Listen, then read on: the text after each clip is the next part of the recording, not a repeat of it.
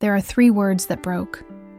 Desperate people whispered in the dark right before their money problems disappeared. Not affirmations, not a mantra you post online. 3 words so old, so quiet, that almost nobody remembers where they came from or why they worked. And once you hear them, you won't be able to unhear them. Before I tell you what they are, I need you to do one thing. Subscribe and turn on notifications right now, because at the end of this video, I'm going to give you the exact way to use these words tonight. Not next month, not when you're ready. Tonight, stay with me, because the order this unfolds and matters. Picture this: a woman in her 40s, bills stacked on the kitchen counter, 3 days from a deadline she can't meet. No windfall coming, no rich relative, nothing on paper that should change. She doesn't pray for a miracle. She doesn't beg the universe. Instead, she closes her eyes and says 3 words. Words that don't ask for anything, don't hope for anything, don't even sound like a request at all. 9 days later, the money problem was gone. Not through luck, not through a lottery ticket, through something that started entirely inside her, before it ever touched the outside world. What were the words? And why would something so small move something as stubborn as money? To understand that, we have to go back. Because these words weren't born in a self-help book. They were spoken quietly, decades ago, by people who understood something about money that almost nobody teaches anymore. Here's the first piece of the puzzle, and it will probably surprise you. Money doesn't move because you want it. It moves because of what you've quietly decided is true about yourself. Not what you say out loud. What you actually assume underneath the surface every single day. Most people relate to money from lack. They check their balance and brace for disappointment before they even look. They say, "I need money." And that word, need, is doing something dangerous. It's a confession. It tells your own mind, again and again, that money is missing, that it lives somewhere out there, far away from you. And your mind believes whatever you feed it on, repeat, not what's factually true, what's repeated. This is why willpower alone rarely fixes money problems. You can work harder, hustle more, take a second job, and still feel like you're pushing a boulder uphill, because the effort is happening on the outside, while the belief driving your reality is still stuck on the inside, whispering, "Not enough, not enough, not enough." So if the outer world is just an echo of the inner one, then the real question isn't, "How do I get more money?" It's, "How do you actually change what you've quietly decided is true?" That's where the 3 words come in. But before I give them to you, there's a second question you have to sit with. If a belief is what shapes your money, then why do some people say affirmations for years? "I am wealthy, I am abundant," and nothing changes? Why does chanting the right sentence sometimes do absolutely nothing? The answer to that question is the exact thing that makes these 3 words different from every affirmation you've ever tried. And it starts with a story. In the 1940s, in a small rented room in New York City, a group of actors, writers, and everyday working people used to gather in the evenings to listen to a soft-spoken teacher talk about the mind. Not therapy, not religion in the traditional sense. Something else, a discipline of imagination. One of the regulars was a struggling actor, behind on rent, turned down for role after role. He'd tried the usual things, repeating, "I am successful" every morning in the mirror, writing goals on index cards, the whole routine. Nothing moved. The teacher asked him a simple question.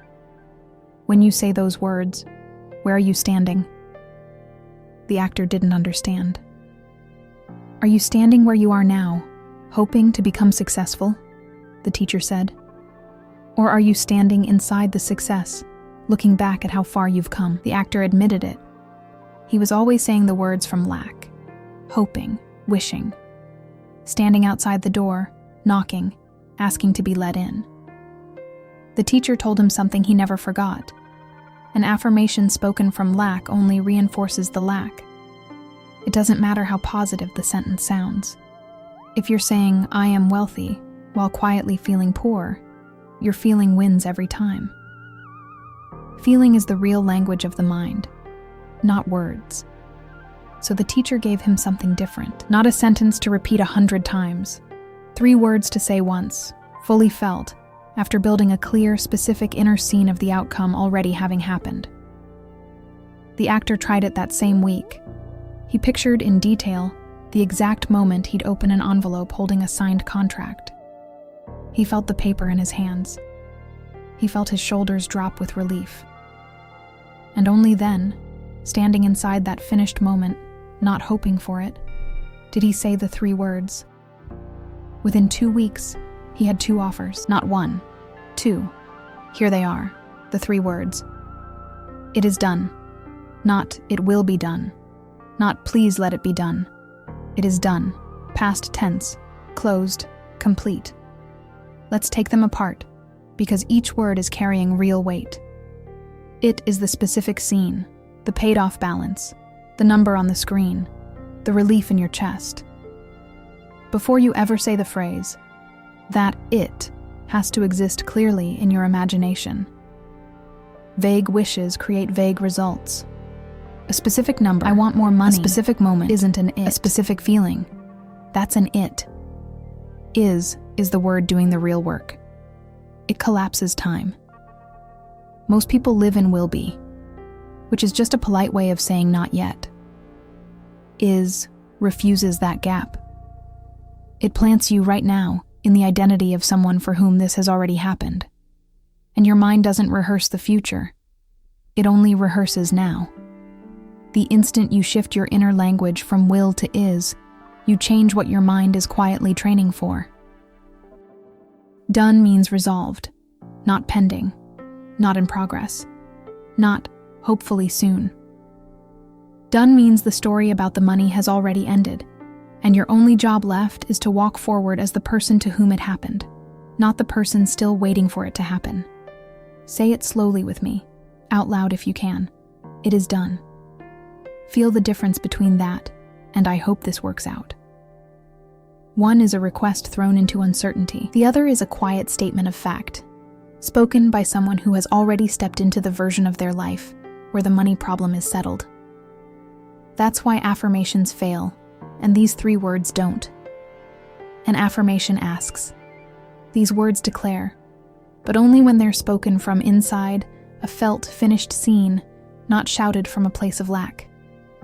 Knowing the words isn't the hard part. Using them correctly is. Here's exactly how. Step 1. Build the scene before you speak. Each night, spend 60 seconds picturing the specific moment your money situation resolves. Not the whole journey, just the final second, the bank notification, the relief. Make it sensory. What do you see?